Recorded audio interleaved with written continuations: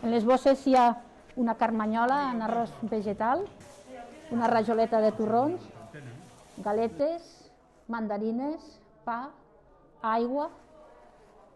un tall de tortell de Reis, com no, i un petit regal que els donem quan marxen.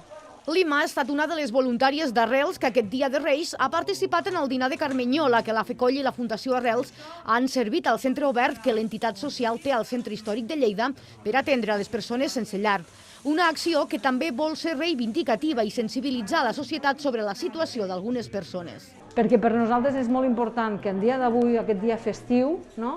tothom pugui gaudir de la màgia dels Reis i pugui aportar l'esperança amb aquest 2021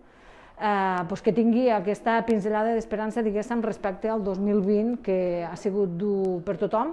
i per les persones en situació de vulnerabilitat encara molt més dur. Des de la FECOLL s'ha volgut defensar la vinculació de l'entitat amb la societat civil lleidatana. Un any tan complicat com aquest no podem obviar que hi ha coses que fins i tot han anat a pitjor, i a la nostra ciutat encara tenim molta gent necessitada que volem fer arribar aquest escalf i volem fer que puguin també celebrar una mica aquestes festes. I els hem fet un àpat de Reis perquè puguin sentir una mica aquest escalf de la ciutat cap amb ells i que sàpiguin que les entitats i les associacions de Lleida intentarem estar sempre al màxim al seu costat.